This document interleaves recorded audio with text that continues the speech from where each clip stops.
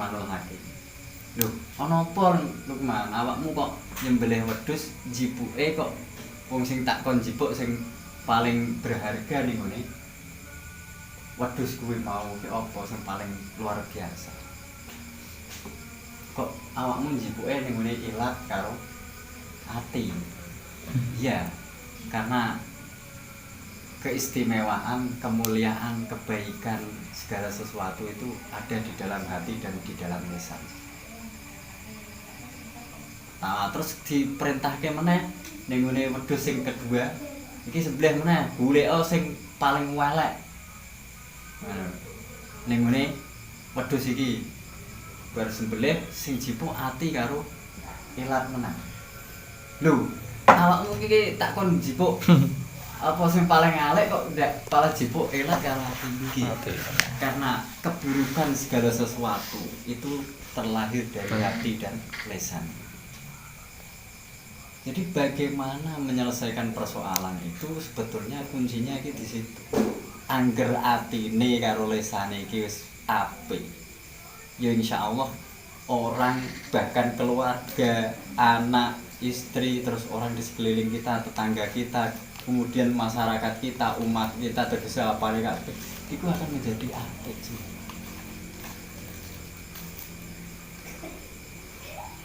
Jadi jangan sampai berharap nak jenengan kuwi kok iso merukunkan seseorang yang di mana orang tersebut masih terdapat penyakit dalam hati.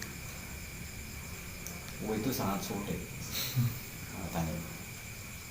Makanya apa? Kembali lagi bahwa fatonah kecerdasan Rasulullah itu kan tidak hanya sekedar kecerdasan secara intelektual, namun tetap diimbangi dengan kecerdasan spiritual atini dan mampu untuk membaca di dalam setiap situasi dan kondisi. Ini menjadi sebuah kepentingan penting ya. Nah, sidik itu ada dalam diri kita, cuma kita itu mau ndak istilahnya istilahnya melahirkan atau memunculkannya dalam diri kita. Sebetulnya kita itu punya potensi besar untuk menjadi orang yang sangat jujur. Cuma terkadang kan kalah ambek alasan. Ya, kalah ambek keinginan kan. Karena keinginan itu aku pengen ngene, kena aku ngene ya ora bakal iso terwujud lah. Dia arek pengen nak cara wong-wong nyun sewu dalam tanda kutip, kenapa saya gambarkan orang-orang atas sing wis kan. Artinya pengen duwe omah gede, duwe mobil sing mewah, sing regane larang dan lain sebagainya. Lah sedangkan gajine dhek sebulan iki logikane katakanlah 5 juta. Arek tuku mobil Ferrari. Lah duit kok ngendi kan? Logikanya kan seperti itu. Dan aku kon jujur terus ya. Ya entuke ya iki ngono lho. 5 juta wis pokoke genep gawe bayar apa jane KPR cara bahasane nak omah jeh apa jeh iki kredit urung kok kredite montor urung ngono biaya listrike, biaya banyu, biaya apa ya wis entek ning kono kuwi pokoke ngono lho. Ketika logika seperti itu, maka akhirnya muncullah yang di istilahnya yang disuburkan malahan itu adalah ketidakjujuran. Karena keinginan itu tadi. Nafsu. Awake dhewe iki kalah ambek nafsune. Sehingga menjadi pribadi yang tidak jujur. Luwih gede perang beter ya. Makanya kan kalau dalam kitab hikam kan ate kula sanjangake to. Kullu aslu kulli maksiatin wa ghaflatin wa syahwatin. Jadi ridho anin nafsi.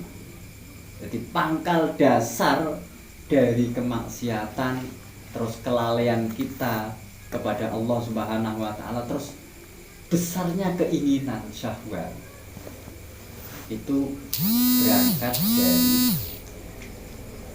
cintanya atau relanya seseorang terhadap nafsu. Jadi mengikuti hawa nafsunya, mengikuti keinginannya. Apa wis dituruti? Itbaul hawa. Itbaul hawa. Ngoten. Itu pangkal dari segala kesalahan kan. Isone wong maksiat piye? Ya kuwe mau. Isone ora jujur piye? Ayo keinginane akeh kok. Isone pengen mobil iki, pengen omah iki, pengen ana apa, pengen iki tetek bengek lan sak piturute ngono. Ora mikir, ora ibaratnya ora deloki, ora sadar diri bahwa keadaan iki cara gajine iki pira kok arek tekan adu-adu kok ngono.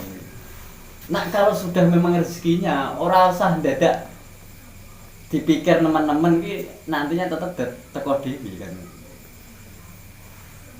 Ya tentunya akan melalui jalur syariat awake dhewe. Ya, tekun mungkin tekun dalam bekerja, tapi kan tekun dalam bekerja tidak lantas menghabiskan waktunya hanya untuk bekerja tok til sehingga lalai terhadap sesuatu kewajiban-kewajiban yang harus ditunaikan. Itu salah. Nah, wa aslu kulli ta'atin wa yaqdatin wa ifatin adamur ridho anin nafsi. Pangkal dari ketaatan seseorang, dari kewaspadaan seseorang yang selalu ingat kepada Allah Subhanahu wa taala. Ya. Terus dari penjagaan diri seseorang itu berangkat terlahir dari seseorang yang tidak ridho terhadap nafsunya. Artinya tidak mengikuti hawa nafsunya, sehingga mudah untuk menjadikan pribadi awake dhewe iki menjadi orang yang jujur. Lah wis ora pati aku kuwi ya ngoten. Cara ngono iki ora keduren ngono lho. Tak berkeinginan.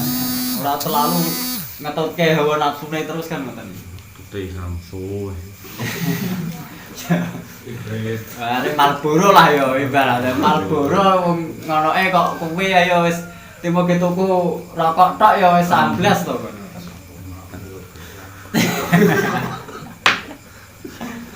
Nah, itu semua ada dalam diri kita. Lah bagaimana cara kita kono memang. Kuncinya mung niku tok. Ketika sampean ingin menyelesaikan masalah, makanya kenapa nyun sewu sisi yang saya tekankan dalam kehidupan. Kadang ning ngene istilahnya takliman ning ngene sing malam Selasa terus takliman ning ngene apa iki. Yang saya tekankan tetap ning ngene ati. Karena kuncinya di situ. Bagaimana wong mau ki istilahnya iso menyembuhkan penyakit yang ada dalam diri masing-masing. Karena yang jelas itu yang menjadi persoalan apa munculnya permasalahan-permasalahan hidup dalam kehidupan kita. Awake dhewe emosinan, awake dhewe ngeluhan ya, awake dhewe wis ora syukur ora apa. Kabeh itu lahir dari diri kita sendiri. Ya tentunya adalah hatinya awake dhewe masih banyak penyakit yang masih harus disembuhkan. Ya nek penyakit doger wis ibaratnya lek nukoke aku gak ngeluh budrek. Wah iki budrek ora konjat ya langsung presake. Kan ngono to. Sebisa mungkin iki piye cake lek iso ndang mari. Preksakene nganu ngaji. Nah, artinya kan seperti itu. Maka menjadi penting. Artinya kita harus fair. Ketika kita dengan penyakit dohir saja bergegas untuk mencarikan obat. Artinya piye carane gini iso mari. Lantas bagaimana keadaan kita? Mosok yo ibaratnya kok ora seimbang, ora padha karo kuwi. Sing dohir untuk masalah penyakit batin ini. Padahal penyakit batin ini mau sesuatu yang paling sulit. Daun ridol, kalau dalam istilah literal kitab Ihya Ulumuddin itu dikatakan daun ridol, penyakit yang kronis dan jarang orang itu yang mengetahuinya. Kronis Menyadarinya. Masalahnya apa? Akeh iki lak yo ngertine nek lara sing dohir cetak ngono wis lara apa mau tak kandhake panas, corona ngene iki dan lain sebagainya iki iso ditandai langsung. Belok dan prima. Wela kok apa walah seleke ngono buampet iki muane ya juengkel lah sak piturute kan lho. Iku piye pilek ora mari-mari lah kuwi ngono. Lantas bagaimana penyikapannya jenengan iki dengan penyakit hati? Padahal semua kesusahan yang mau kula sanjangi, kerusakan, kesusahan, ya kan, kesedihan, terus apa maneh kabeh sing ora enak-enak kabeh kuwi mau lahir dari hati kita. Nah wujude ana paten pinaten anak-anak mateni wong tuwa, bojo mateni bojone, ya ora. Terus wong tuwa ya mateni anak sing mau dadi ibarate kula nengger ana berita ngono guys. Wah, kok meneh. Nah itu kok ngendi ora liya kan. Bodohnya kita terhadap pemahaman agama yang membahas tentang seputar hati dan penyakit-penyakit yang meliputi hati kita. Bagaimana mungkin dia itu bisa mengendalikan diri, sedangkan dekne orang ngerti apa-apa. Ya onone ya pokoke nak wong ora ngerti agama, ora ngerti pemahaman tentang ilmu dan lain sebagainya, sing ono ya pokoke apa. Kemarahannya dilampiaske. Karena mampune ya kuwi ngono. Dia tidak mampu untuk istilahnya mengendalikan. Oh yo ngerti engko nak iki aku tak ibaratnya kepruki engko ngene iki ora ngerti wis pokoke debat-debat ngono. Samen. Kan nggih. Nah itu amanah kepercayaan tan dosa lakune. Ya. Jadi amanah kepercayaan tan dosa lakune. Tidak berbuat dosa dalam tindakan. Artinya dalam tindakannya itu tidak mendurhakai Allah Subhanahu wa taala dan Rasulullah. Ini namanya amanah. Lah segala apapun itu kan amanah loh. Ya kan? Kita diberikan nikmat sehat ini satu amanah. Kita diberikan jabatan ini juga amanah. Bagaimana kita menggunakan jabatan ini dengan sebaik-baiknya. Artinya jabatan itu bukan untuk dimanipulasi, bukan untuk dimanfaatkan, melainkan untuk mengayomi gitu ya. Ditunaikan tanggung jawabnya, ditunaikan amanah tersebut sebaik-baiknya. Kira-kira sampean iki tak amanahinya iki motor gowono. Nah kira-kira nak cara bahasane dhek ora amanah ngono. Ayo mestine ya motor ya dadi duwe dadi gawe apa rek pengen apa ya ora ilang langsung. Ilang ngono kok gampang. Sampai aku tahu ceritani kanca-kancaku. Wah, dan apa kok kuwi? Kan ana bos duwe dam loro, ya ora. Duwe dam loro kuwi pas kancaku ki melu dhek kuwi iso berkembang apik. Berkembang cara bahasane kan duwe dam siji, duwe meneh kan ngono. Duwe saya akeh ngono. Manteng dhek lunga terus ibarate sing kerja iki ning kene. Nah, sing kerja iki wong loro kuwi mau dikirim ning ngene daerah Rembang. Nah niku kan ana proyek. Jadi angkut kuwi lah. Buruk lah istilahnya. Dan ning kono otomatis kan ora mulai, ora laju.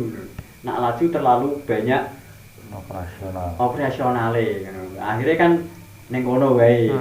Nah ning kono nak wong ora amanah kan gampang. Bos bane bledok njaluk ganti. Oh ya wis ganti sik. Nota gampang nota. Sek-sek. Bos iki notane sak menten. Meneh priye. Jadi asih bos. Wes dalane ora kuwi ngono. Ganti asih. Suwe kuwi ternyata langsung dedel duel. Ini yang dibuktikan, yang dihasilkan dari ketidakamaнаhan seseorang. Masih percaya. Nah, kan ngoten. Mulakno istilahnya semua itu punya dampak istilahnya kerusakan. Jadi keburukan apapun itu pasti ada dampak negatifnya, ada dampak kerusakan. Dan sekecil apapun kebaikan itu pasti akan melahirkan kebaikan yang lain atau melahirkan sesuatu yang membahagiakan atau dampak positif. Nah ini Makanya awake dhewe pun perlu memahami seperti ini. Ya, ngoten niku. Terus kemudian khianat sidro gawe dosa sinam. Khianat kan koyo mau khianati jadi ya. Jadi ya. Wala ketoke kok wis arek ngemeh-ngemehi ya ora. Wis pokoke ngono wis tukoke kabeh lah wis. Iki wis cuma kanggo awakmu dhewe. Ngono ibaratnya kan. Liyane kan durung rapi. Dadi koyo-koyo wis arek mingklik-mingklik ngono kuwi wis padahal iki sebelum janur kuning melengkung ki masih mirip bis kita bersama. Ayo kuwi ora sadar ngono kuwi ternyata tikung tok set ngono. Mengko walah ya remuk tenan to ati. Acur mumur. Biar. Itu juga karena khianat. Berkhianat. Makanya kan mau tak gambarke ngono. Njur kaya apa rasane? Ngampik terjadi bunuh diri karena juga dikhianati. Ngampik iso jadi stres, iso dadi edan juga karena dikhianati. Ngampik menjadi pribadi sing lebih ibaratnya awur-awuran wis apa ya akhirnya memutuskan diri untuk wis sembarangan ngono. Juga karena dikhianati lah ngono to. Dan makanya itu seperti itu. Artinya karakter ini, karakter amanah itu harus dibangun dari awal, dari sekarang. Bahkan dari sejak kecil. Artinya bahwa anak-anak kita itu dibiasakan untuk diberikan apa ya, distimulasi atau dikei kebiasaan untuk Baik. terpercaya. Terpercaya. Jadi ampun digawe napa-napa niki tumbas iki kok langsung mriki. Jadi harus ada stimulus kan. Uji coba ini harus ada. Membiasakan ini harus ada. Karena saya katakan tadi, sifat baik itu tidak muncul tiba-tiba. Semua itu butuh proses. Semua itu butuh riyadhah, latihan.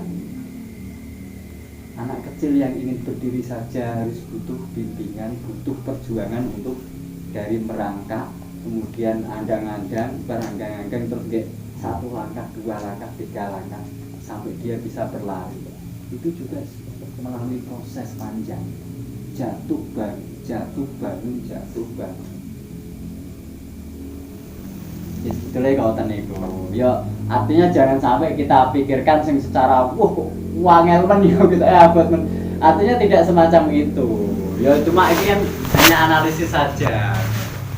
Ya semoga kita dimudahkan. Artinya dimudahkan untuk istilahnya menyembuhkan penyakit-penyakit yang ada dalam diri kita. Ya orang menjadi seseorang yang pendendam, ora dadi wong sing ibaratnya culas, ora dadi wong sing artinya kan itu kan baik ngono.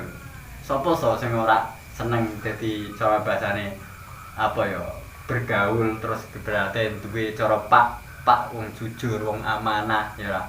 Kanca sing jujur, sing amanah, sing pinter, sing ibaratnya tablik. Iki sopo sing ora seneng. Jadi watak dasar fitrah manusia itu suka terhadap kebaikan. Makanya saya pernah katakan kepada Kang Agus dan teman-teman, Abdul Insan,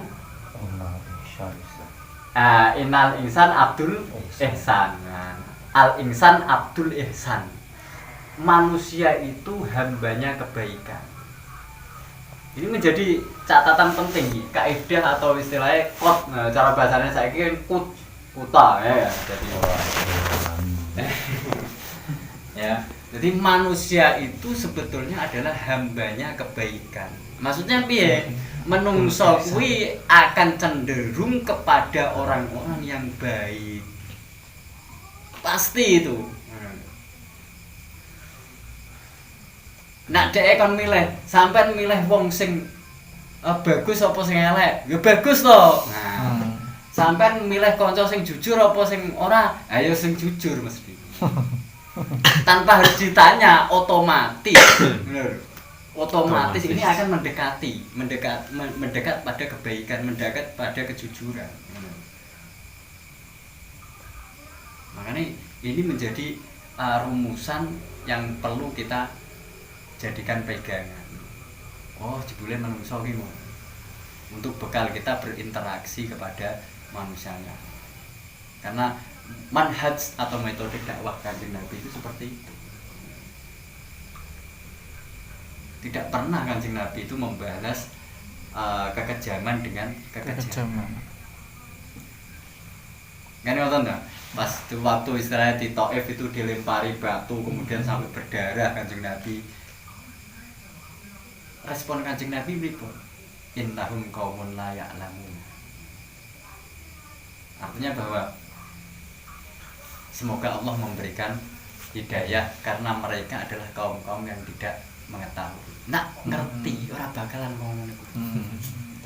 Makanya saya katakan tadi kebutuhan itu kan awal daripada kerusakan, kehancuran. Bodoh itu adalah musuh terbesar kita.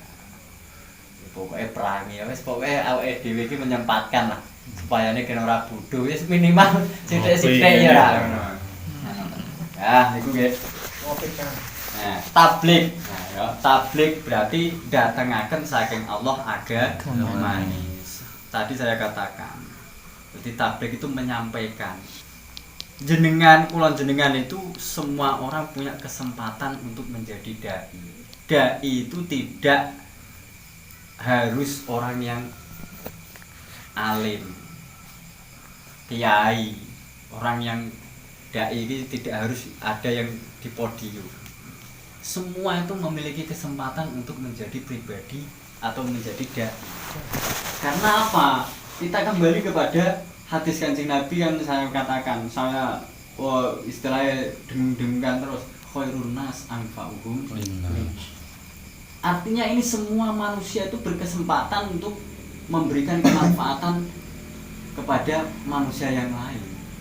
Berarti potensi untuk memberi kebaikan yang liyane dalam keadaan apapun kan iso. Nah itu yang namanya dai justru itu kan.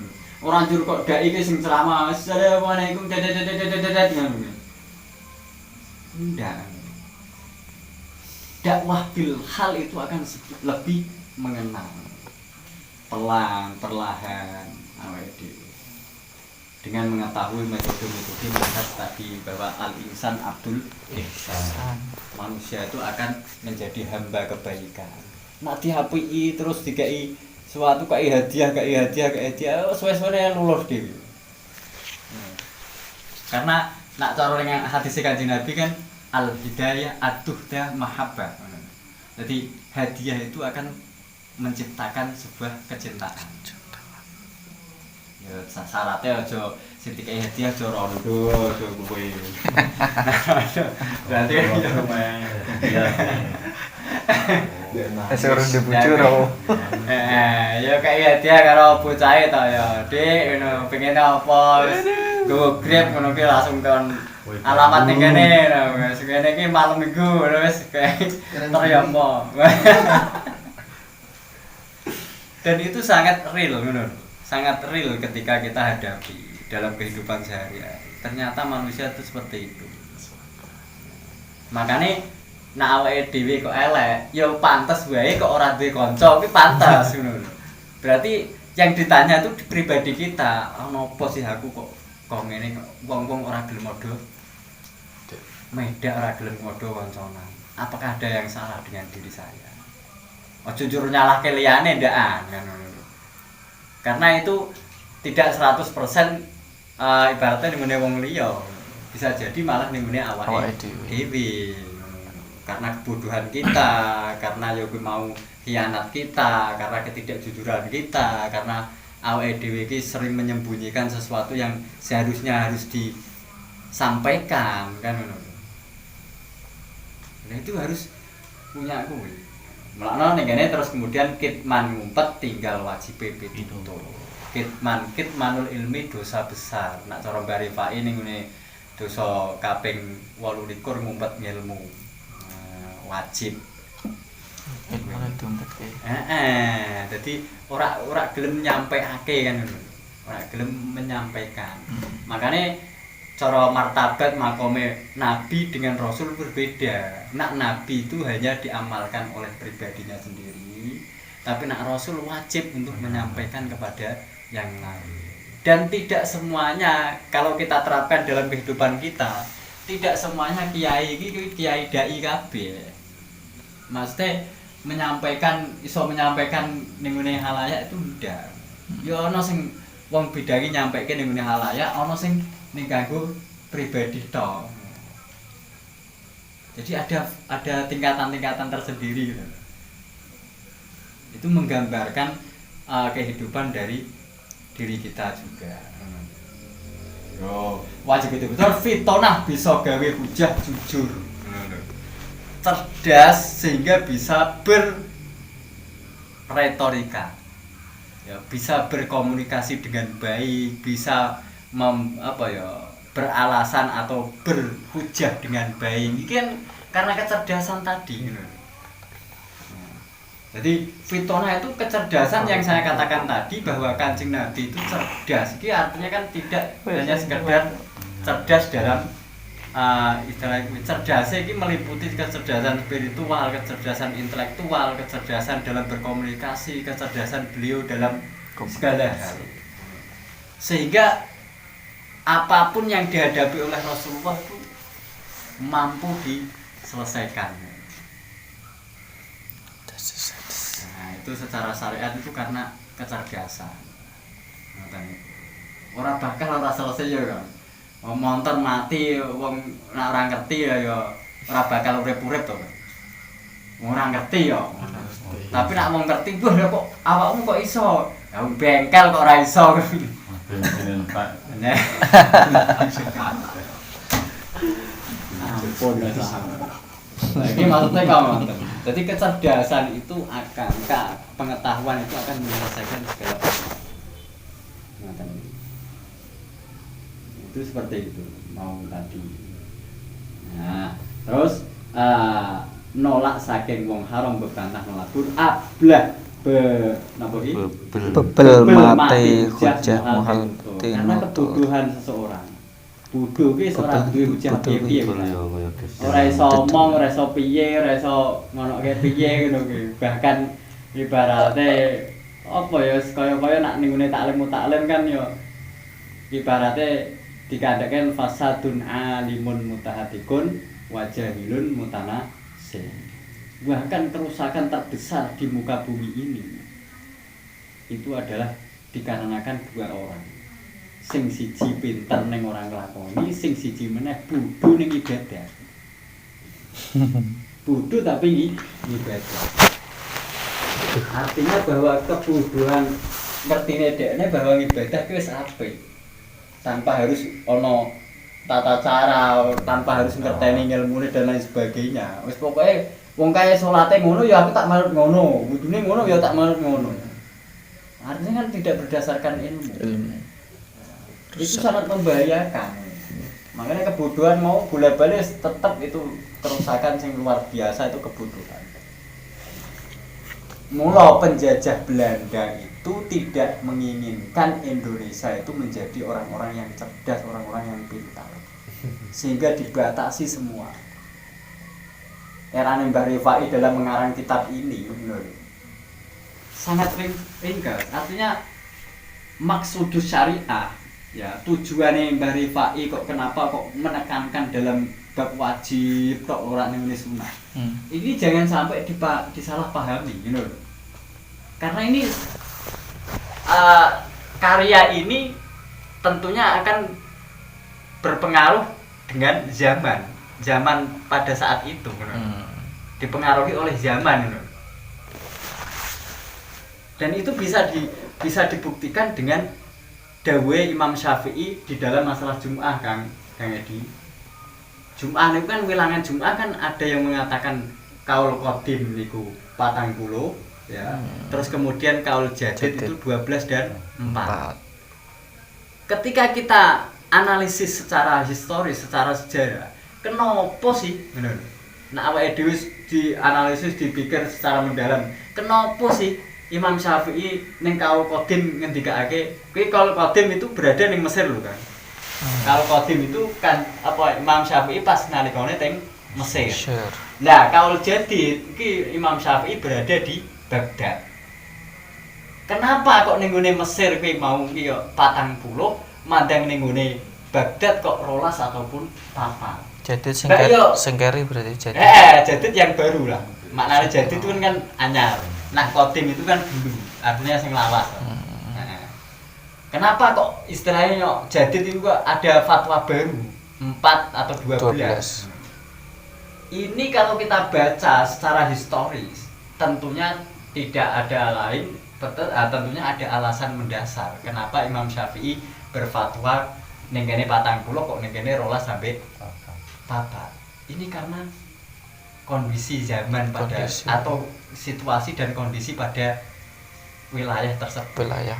Betul, ngatain Emosional. Nah, itulah kecerdasan seorang ulama itu di situ, mampu membaca setiap situasi dan kondisi yang ada. Terus kemudian oh iya, nak Mbah Rifa iki ngarang. Kenapa kok ditekankan yang wajib tok? Lha iki yo isih syukur bagi wong wajib. Sing penting kan wajib besik ngono. Orang nglakoni sunah ora apa-apa. Bukan berarti Mbah Rifa iki terus ngelarang sunah terus ngonoke sunah ora ngono. Karena ada ungkapan yang lain, nak isih kurang jembar yo buka ning ngene kitab Ar-Rabbah. Engko nak wis awakmu kuwi wajibe wis tuntas, yo silakan akan menjadi orang-orang yang istilahnya nglakoni sunah. Karena pada era tersebut ki arep belajar ki wis ora ono kesempatan ngono kan. Karena tekanan dari Belanda, tekanan dari pemerintah sing ngeri lah cara bahasane zaman semono. Ora kaya saiki ngono lho, ya ra. Ora kaya saiki penak. Arek mangan, arek sekolah sak karepe, arek apa ki ora ono ancaman, ora ono kuwi. Coba hidup ning ngene ngendi iki Turki sing isih di kuwi. Gaza kuwi ngendi? Palestina. Weh, urip kok ngono ki jur piye kuwi? Ibaratnya salat kuwi kosong. Kuwi ya daldul bom iso makbluk iso wae kan ngono lho. Artinya cara atine ki wis kuwi lho, istilahnya kaya tertekan ngono. Nah itu akan sangat berpengaruh pada karya-karya tersebut. Nah inilah kecerdasan. Makanya kita harus tahu, cerdas dalam membaca situasi dan kondisi. Ya tentunya awake dhewe ya ngerti sejarah juga kan ngono lho. Ora tidak hanya kuwi, mulane ana karyane nek Imam Syafi'i ana kaul qadim dan kaul jadi. Ana Mbah Rifai, terus kaul muktamad ambek kaul doe. Tegese maksudnya Kak Mbah Rifai memberikan alternatif. Nak awakmu ra kuat muktamad ya doe. Ini dalam rangka karena mengetahui secara utuh manusia itu tidak sama memiliki kekuatan yang sama. Nak tak kei sing muktamad kabeh ora bakal kuat. Wong ada yang lemah kok. Dan itu menjadi sunatullah. Ana kuat ya ana lemah. Makane porsine wis beda kan ngoten niku lho. Mosok yo apa nyangoni anake sing kuliah padha karo anake sing SD. Kira-kira sesuai gak ngono? Wis kuwi nak dinyatake wis awakmu pokoke padha. Nah, karang adimu kuwi tak sangoni 5.000 ya awakmu 5.000. Udah tekan ngendi? Jadi kita harus paham, benar. Pandai membaca situasi dan kondisi dalam sejarah. Ini yang menjadikan kita bisa dikatakan cerdas iki mau. Tegese arat basariah ya, pertelone owah-owah kang bangsa menungso tinamune. Dadi arat basariah iki owah-owah kang bangsa menungso. Ya ana lara kaya panas, atis, ngelu, mules ya. Larane lan sepadane kang ora dadi celane martabate para rasul kang luwih luhur. Ora menang arat basariah tan jujur. Gawe goro haram tuwin kufur iku mohal imane para rasul lebur lan saumpamane kang tinamu patut mungguh martabate para rasul kasebut. wajib mukallaf i'tiqate aja luput ngelindungo ing Allah saking sasar kelancut. Jadi poin terakhir itu mau kan makanya wajib bagi setiap kita yang memiliki status mukallaf untuk memiliki i'tiqad yang benar. Lah i'tiqad sing bener iki apa? Yo kita mau to. Nah, ngoten niku. Artinya iki natijah. I'tiqad sing bener yo i'tiqad yang sudah saya terangkan tadi. Iku i'tiqad ahli sunnah wal jamaah. Anapun tandane wallahu a'lam bishawab. Nah, Allahumma la tad'alna fi majlisina hadza dhanban illa ghafarta wa la 'aiban illa satarta wa la hamman illa farajta wa la ghamman illa kashafta wa la juhlan illa 'alamta wa la maridan dhahiran wa batinan illa syafaita wa la daynan illa ataita wa la amran 'asiran illa yasarta wa la hajatan min hawaijid dunya illa qadaita bi rahmatika ya arhamar rahimin. Subhanakallahumma wa bihamdika asyhadu an la ilaha illa anta astaghfiruka wa atubu ilaik. Assalamualaikum warahmatullahi wabarakatuh. Waalaikumsalam.